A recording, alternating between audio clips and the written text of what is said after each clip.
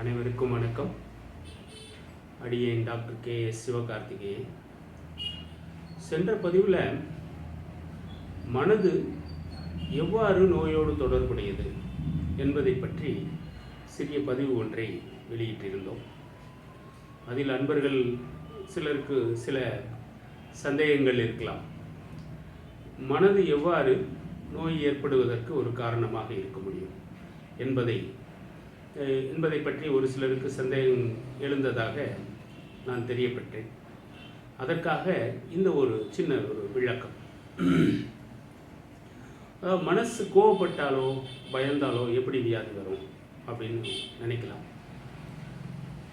மனசு கோவப்படும் போது ஜென்ரலாக நம்மளுடைய சுவாசம் அந்த ரெகுலர் பேட்டர்ன் மாறுது. சரிங்களா? கோவப்படும் போதோ பயப்படும் போதோ பதஷ்டப்படும் போதோ நம்மளுடைய சுவாசத்தோட பேட்டர்னே மாறுது. என்ன, வேகமாக இயங்குது. வேகமாக இயங்கும்போது ஆட்டோமேட்டிக்காக என்ன ஆகும்?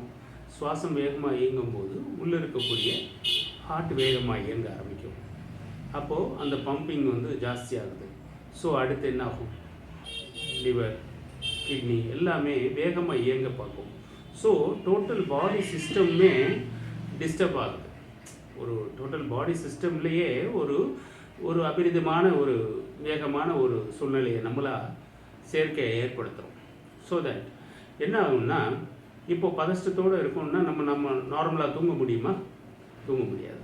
சிந்தனைகள், அந்த பதஷ்டம், அந்த எண்ணங்கள் என்ன ஆகும்னா நம்மளை ஒரு ஆழ்நிலை தூக்கத்துக்கு நம்மளை கொண்டு போக. அப்போ என்ன ஆகும்? பாடியில் பேசல் டெம்பரேச்சர் அதிகமாகும். அதாவது உடம்புல உஷ்ணம் ஜாஸ்தியாகி என்ன ஆகுது? அடுத்த நாள் மலச்சிக்கலானால் என்ன ஆகும்? அடுத்த நாள் நல்லா சாப்பிட முடியாது. ஸோ நல்லா சாப்பிட முடியலன்னா என்ன ஆகுது? உடம்பு டல்லாக இருக்குது, முகம் ஒரு பொலி விழுந்து போயிடும். ப்ளஸ் என்ன ஆகுது? தேவையில்லாத எரிச்சல், பதஷ்டம் மேற்கொண்டு ஜாஸ்தியாகும். ஸோ அப்போ ஒரு சின்ன நம்ம மனசில் இருக்கக்கூடிய சின்ன தாக்கங்கள் உடம்புல எல்லா விதத்துலேயுமே, எல்லா டாப் டு பாட்டம் எல்லா இடத்துலையுமே ஒரு பாதிப்பை கண்டிப்பாக ஒரு தாக்கத்தை ஏற்படுத்தியே ஆகும். ஸோ இப்போ இந்த கோவத்தை, பதஷ்டத்தை எப்படி சரி பண்ணலாம்? ஒரு சின்ன ஒரு டெக்னிக் என்ன செய்யலாம்னா, ஜென்ரலாக ஒரு பதஷ்டப்படுறோம், இது பெரியவங்கள்லேருந்து குழந்தைங்க வரைக்கும் எல்லாருமே யூஸ் பண்ணலாம். இந்த டெக்னிக்கை ஃபாலோ பண்ணலாம். குழந்தைங்களுக்கு சிம்பிளாக சொல்லப்போனால் ஒரு எக்ஸாம் ஃபியர், பரீட்சைக்கு போகிறதுக்கு முன்னாடி ஒரு பதஷ்டம், ஒரு பயம் இருக்கும், ரொம்ப பயப்படுவாங்க. இல்லை ஒரு கிளாஸில் ஒரு சிம்போசியம் இருக்குது, கிளாஸில் டீச்சர் ஏதாவது கொஸ்டின் கேட்பாங்க, ஒரு பயம் பதஷ்டம் இருக்கும். அது அப்படி இருக்கலாம். பெரியவங்களுக்கு யூஸ்வலாக சொல்லப்போன வேலையில் டென்ஷன், பதஷ்டம், இல்லை கோபம், அந்த மாதிரி இருக்கும்போது அந்த கோபத்தை உங்களால், அதாவது அதற்கு தகுந்த மருந்துகள் ஹோமியோபதியில் நிறையா இருக்குது. உங்களுடைய பயத்தை தகுந்த மாதிரி அற்புதமான மருந்துகளை பெருமானார் டாக்டர் ஹனிமன் ஐயா அவர்கள் நம்மளுக்கு தந்திருக்கின்றார்கள். எக்ஸாம் ஃபியருக்கெலாம் ஜெல்சீமியம்ங்கிற மருந்து ரொம்ப அற்புதமாக வேலை செய்யும்.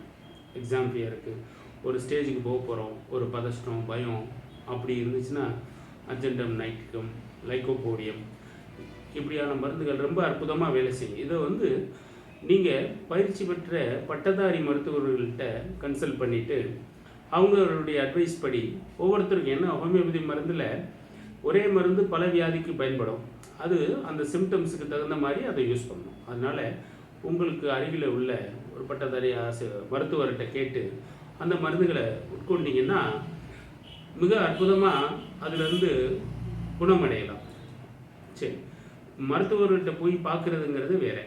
சரி, உங்களால் அந்த இடத்துல எப்படி உங்களுடைய கோபத்தையும் பயத்தையும் பதஷ்டத்தையும் குறைக்க முடியும்? அதான் மருந்து இல்லாமல் உங்களால் செய்யக்கூடிய விஷயம் என்னென்னா, ஒரு இடத்துலையோ, நீங்கள் நிற்கக்கூடிய இடத்துலையோ, வேலை பார்க்குற இடத்துலையோ கொஞ்சம் நேரம் அந்த பதஷ்டமாக, கோபமாக இல்லை பயப்படும் போது கண்களை மூடியோ இல்லை சாதாரணமாகவோ உங்கள் மூச்சை மட்டும் கவனிங்க.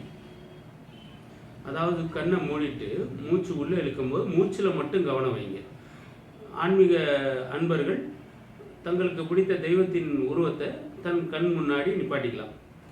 அப்படி இல்லையா, சின்ன குழந்தைங்க அவங்க அப்பாவையோ அம்மாவையோ இல்லையா உங்களுக்கு பிடிச்ச ஏதோ ஒன்று, ஒரு ஐஸ்கிரீமை கூட நினச்சிக்கலான்னு வைங்களேன்.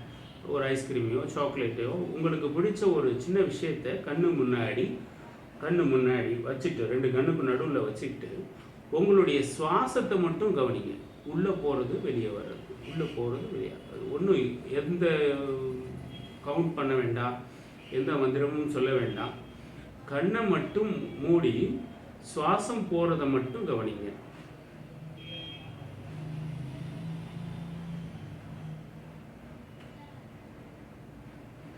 இப்படி ஒரு 5 நிமிஷமோ 10 நிமிஷமோ உங்களுடைய வேலைக்கு தகுந்த மாதிரி உங்கள் வேலை பளுவுக்கு நடுவில் அந்த சுவாசத்தை கவனிச்சிங்கனாலே சீக்கிரமாக உங்களுடைய பதஷ்டமோ பயமோ கோபமோ உங்களுடைய தேவையில்லாத எண்ணங்கள் ஒரு குழப்பமான சிந்தனைகள் உடனே மாறும்.